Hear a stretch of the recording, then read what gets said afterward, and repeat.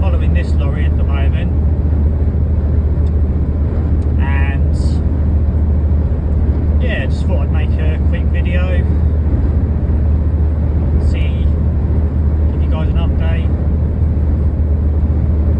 Yeah, I thought I'd change things up a bit today with having some actual point of view driving rather than just seeing me. I still haven't really worked out how to do that. I think I need to get a proper GoPro camera, so I can have like a two-way kind of camera angle going on. So yeah, I've been following this lorry now for a good 15 miles maybe. Yeah, traffic's pretty calm on this motorway, and there's a fair amount of traffic, but no one seems to be rushing about too much. Yeah, it's beautiful countryside around here. It's really lovely. I'm not sure how well you can see here, but yeah. So yesterday was a quite good day. I had one drop in Exeter. I was delivering a great big pallet of French doors. It was all on one pallet, but it was just literally one hit. I drove all the way down from Essex to Exeter to get to my actual destination yesterday. It was about a 6 hours drive time. So yeah, it's weird when you go that sort of distance. You kind of really have to strategically plan when you're going to have your break. I didn't actually sleep. I didn't actually sleep that well the night before, so I didn't feel too awake. Obviously I was awake when I set off, but yeah, I was feeling wasn't really that great. So what I did was I kind of stretched out my first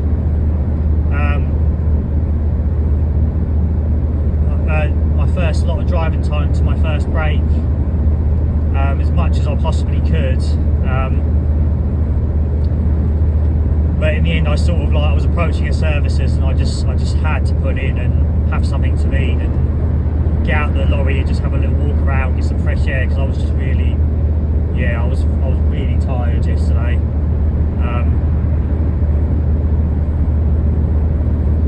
But when I did stop, I worked out that I'd have about another 3 hours and 45 minutes drive time left, so of 3 hours to get to my destination, so I say.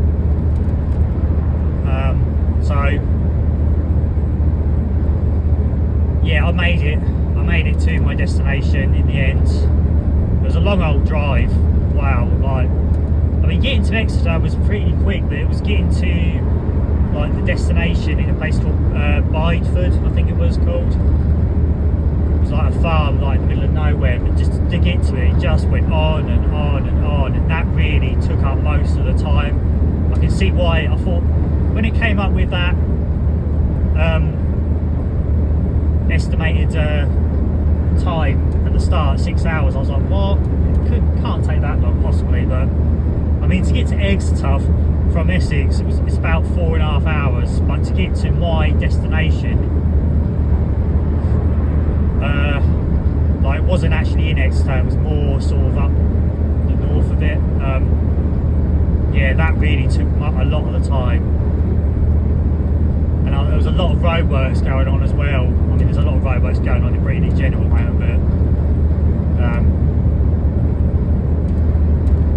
my Garmin was connected to my phone, so I had all those live updates and everything coming up. So yeah, the Garmin really did a good job yesterday. Really gave me an exact precision time, and I was pretty much dead on when I got there.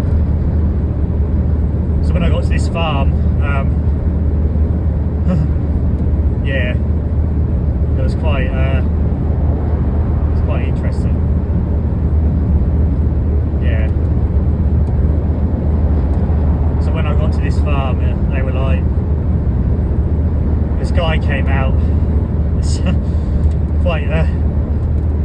sort of a tall guy, tall farmer with a great big beard and like a really sort of loud accent.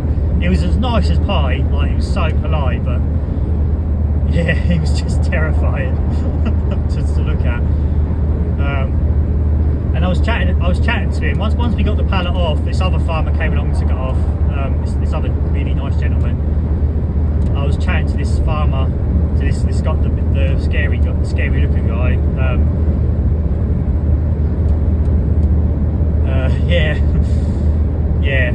It turns out he's actually from Essex, which was funny. Like he's from Brentwood.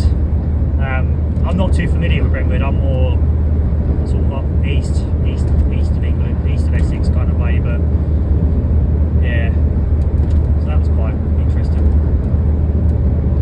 Right, this lorry is coming into the second lane now, so I'm going to actually follow him because I've got a lot of cars here pulling out. So you don't have to be ultra alert. Well, you do, but I mean sometimes you just have to sort of pay attention to what's going on around you. Like these cars here just pulling in.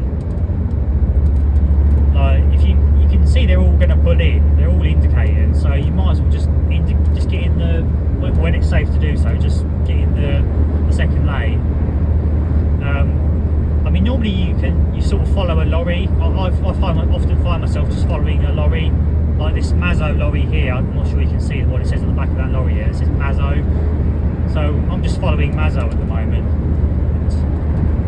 I've got, yeah, it's picking up a bit now, but yeah, I'm just overtaking these cars here that I've let in, and then I'm just going to indicate to get onto the left hand side again.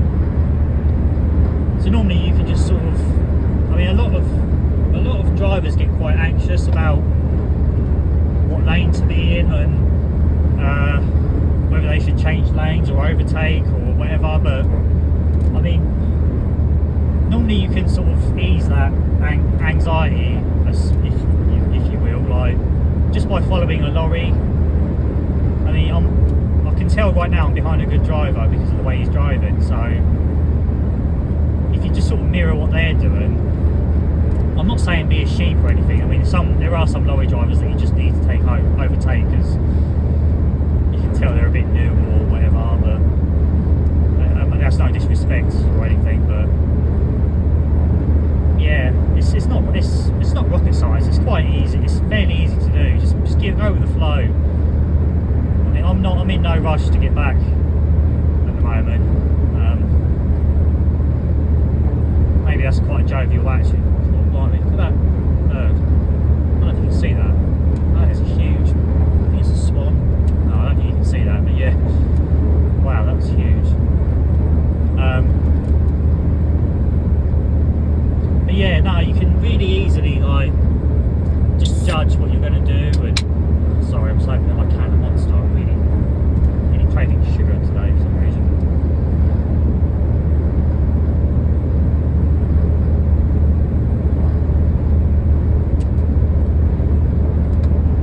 Oh dear. Oh, I don't often drink energy drinks, but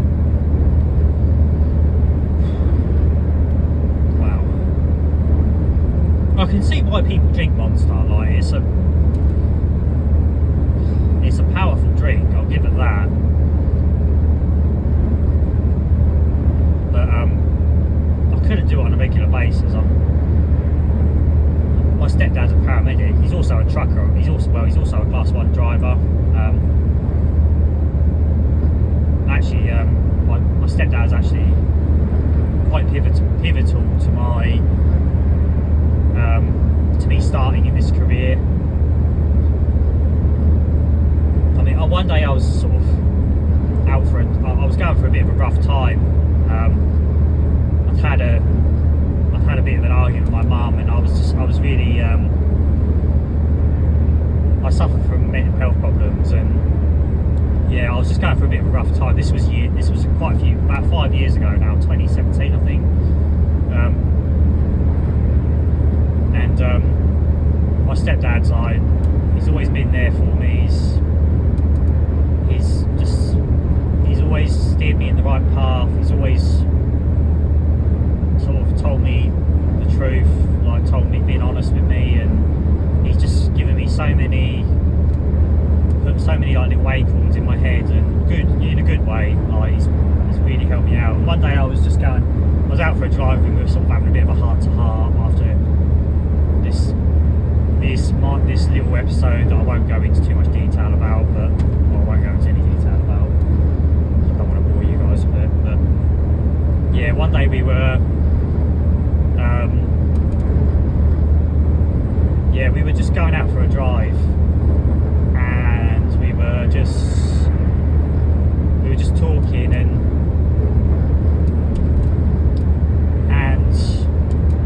I can't remember what triggered what started us. It was something I made a comment on a learner driver or a driving instructor that I saw on a roundabout somewhere outside Tesco's or whatever. But yeah, I just mentioned something, and then like just sort of straight away he just came out with, why don't you do your class 1? Or why don't you do your HGV? Now at the time I worked at the airport as a warehouseman, Stansted Airport that is, for a company that I won't name. But yeah, I was a warehouseman there. I'd sort of kind of stumbled into it, like for a series of my wife's uncle worked there, and that's how I sort of found out about the job. So yeah, I got a job as a warehouseman in this like quite big company that catered aeroplanes, and they had like a fleet of trucks there.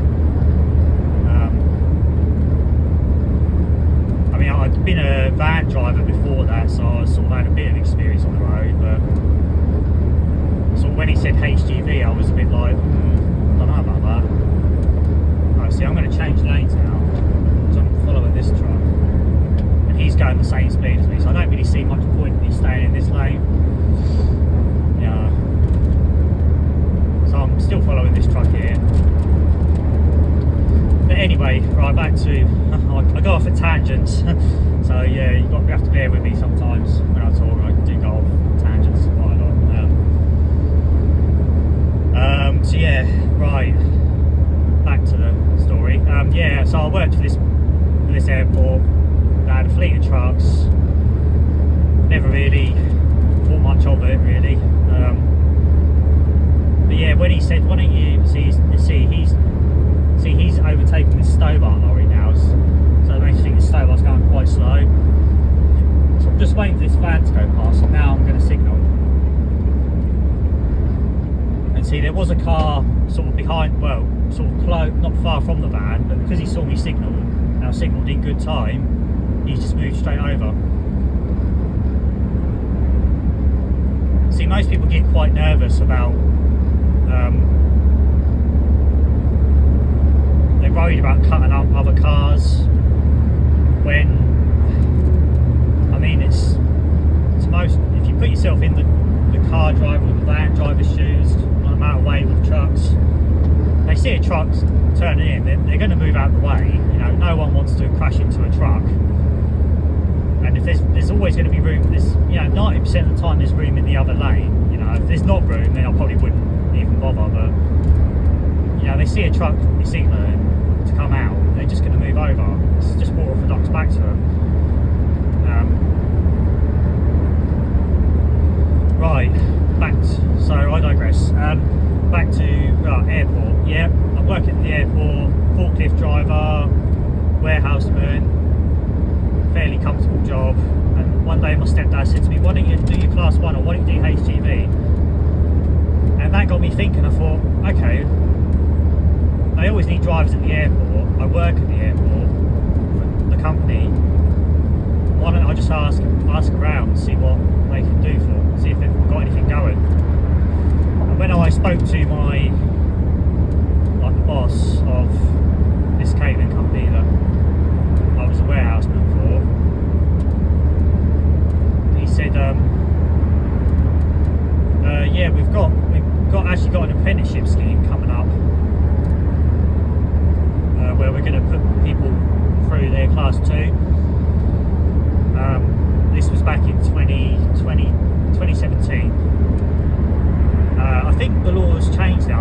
just I think you can just go straight to the HGV1 now, and you'll just have your Class 2 straight away.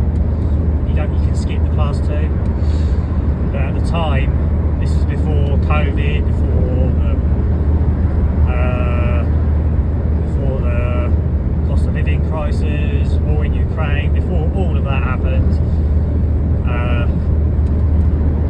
you had to do the Class 2 before you did Class 1. And this unit only had Class 2.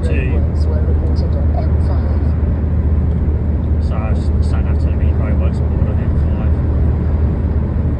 M5. So still doing this job, it's nice to know. Right, so yeah, spoke to the manager. He said there's apprenticeship students coming up. I had a lot of there was a lot of it was a bit of a waiting game really. What I did in the meantime is I started practicing doing my theory tests, because you've got to do a separate theory test for your Class 2, sorry, for your HGV licence. So I started doing that. So I was practicing that pretty much every day, like on my sort of break, lunch hour and all that sort of thing. I was quite ambitious at the time. I really sort of put my heart and soul into it. I like to think that work's paid off.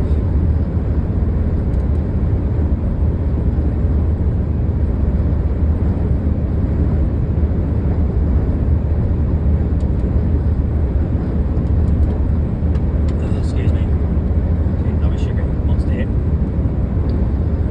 So yeah. So eventually I met up with the apprenticeship organisers, and I started having sort of these lessons. Not drive. There was no driving involved. It was just sort of the occasional office-based, like me and this other lad that was doing the same as me. We sort of sat down and we were kind of tutored by this.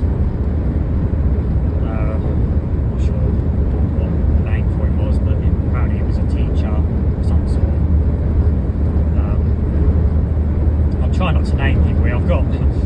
I've kind of made a lot of strange acquaintances on this journey that I've been on.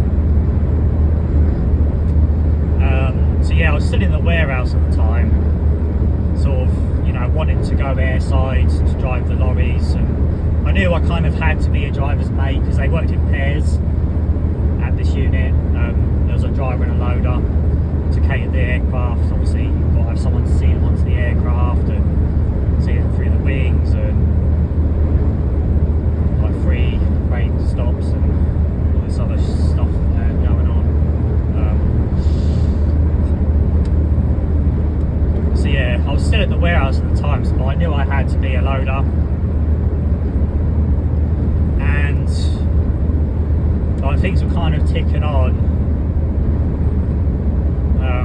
But one day something happened. I had a not a fight, but I was actually like, I want to say assaulted at my workplace. Sorry, it sounds like really negative thing to happen, and it wasn't pleasant. I mean, I don't work there anymore, so it doesn't matter. I'm not going to name the gentleman that did it, but yeah, I had a bit of a scuffle with this gentleman who I didn't get on with, who also worked in the warehouse. Admittedly, you know, I've done a lot of growing up since then, and I think we were both at fault. I mean, he was the one that attacked me. I probably provoked it a bit, but you know, technically it was assault, but I never I did report it. I'm obviously told it was all done under camera, so yeah, I was quite upset at the time, but the unit manager said to me, "See, look, I'm just overtaking this Buckcombe Brewing. Is it a fact? No, it's a truck. yeah, I'm still following this other Panto, whatever it was, truck. So I'm just overtaking him now.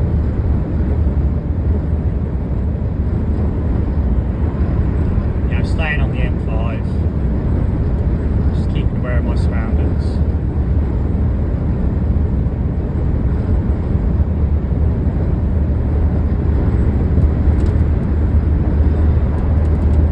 Qashqai's just undertook me, and really grinds my gears when people do that. Right lanes. So he's probably going to overtake the brewing one now.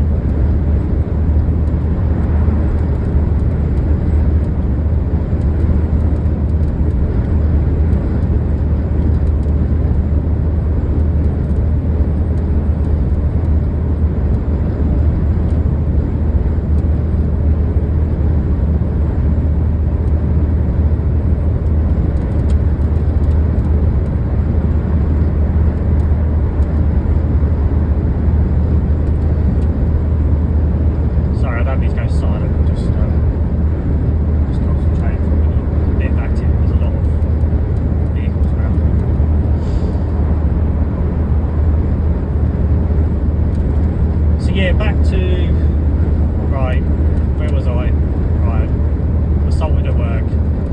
So yeah, that happened, and then the unit manager sat me down and said, look, we can either go down the route of reporting this to H&R,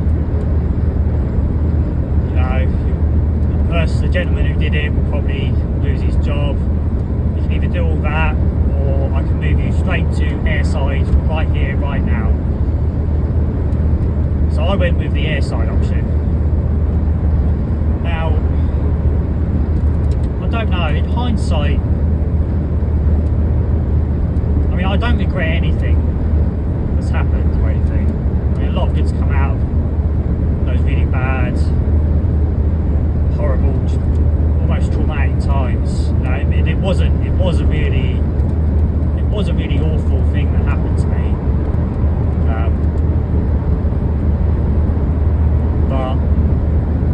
And yeah, I did suffer from a bit of anxiety afterwards. You know, it was really, I sort of couldn't look people in the eye for a very long time. I felt really, I lost a lot of my confidence as a result of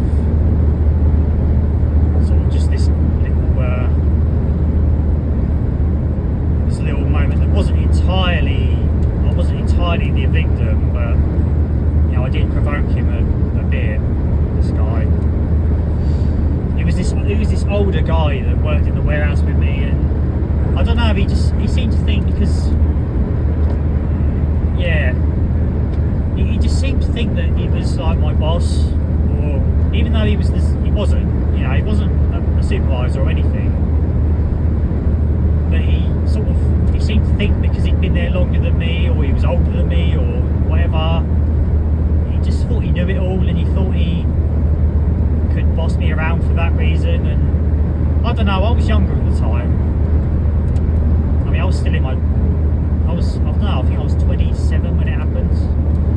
So I was fairly young. I mean, I'm 33 now. But yeah, I don't know, I just didn't want it. I wasn't having none of it. I didn't like it. I mean, one day, okay, alright, I'll explain what happened. Like, I mean, this gentleman, sort of, you could tell when he was having a bad day, because he'd just start shouting and screaming and sort of going all nutty and throwing his toys out the pram over stupid little things.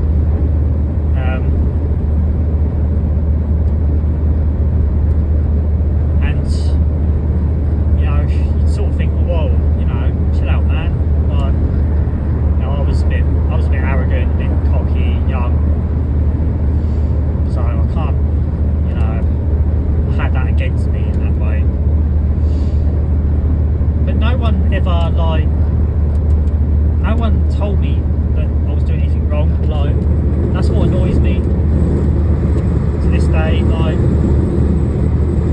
I don't know, I just feel as if like management let me down.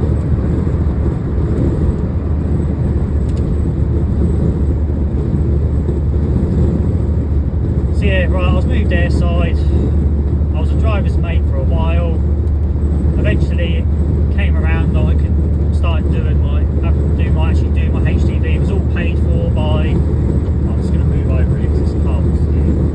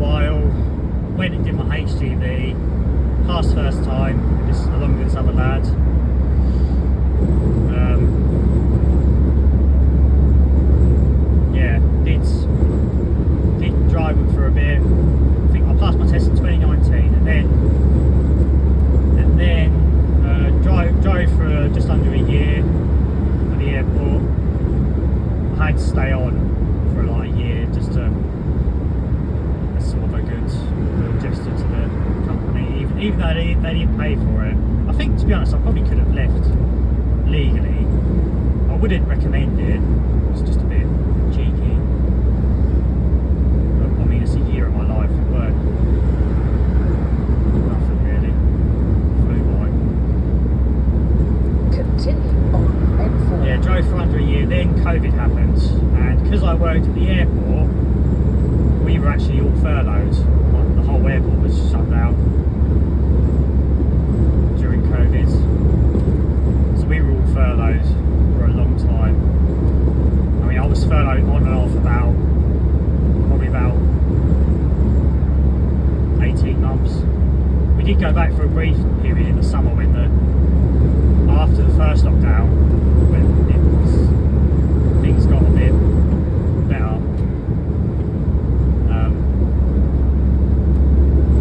Yeah, we all went back, and then it all kicked off again in the winter. That car's just cut straight across the patched markway. Some people.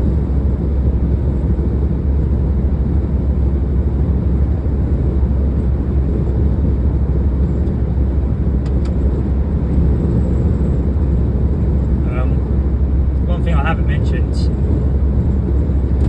is that during all this time I was furloughed.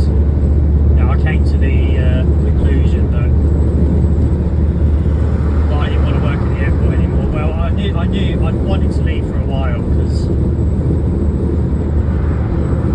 the place I worked at was just awful. Like, there were some good people there. I met some really great people in the airport, but the majority of them, there was just it was a real bully culture. There was a lot of like, people who worked there were just wouldn't believe, like, they were so like, it was such a hierarchy kind of structure, and it was fucked. I just had to fuck it off. It was horrible. Like, it was really getting me down. I was really like low in myself, and yeah, I went through a really, really bad time.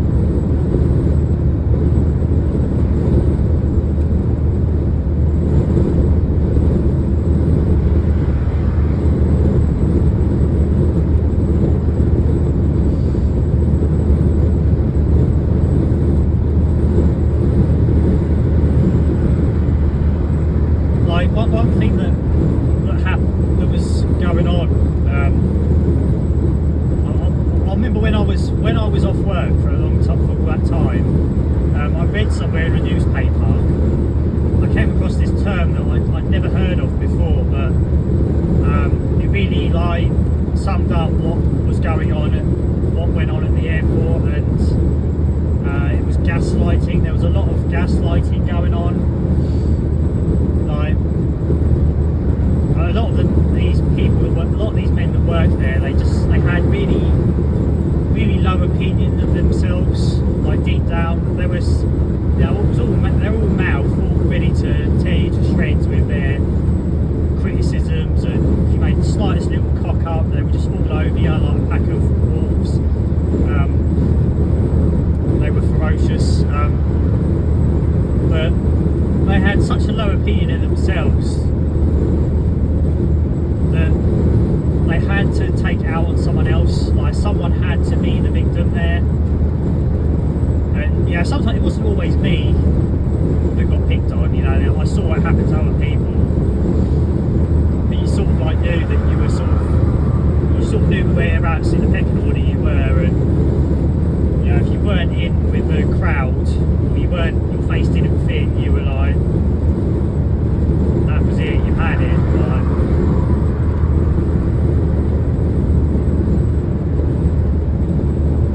and like, I sort of knew, you know, when like someone was calling me lazy or saying I was shit at my job,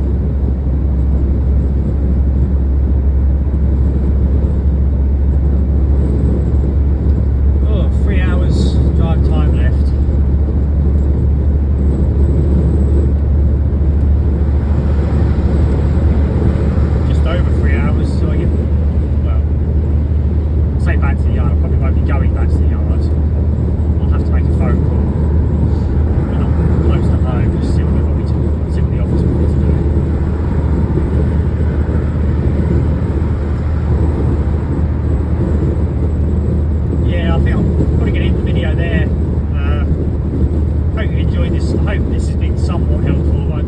Sorry I've waffled on a bit. It's just nice to get these things off my chest. Yeah, I hope this has been helpful in some way. Just sort of should give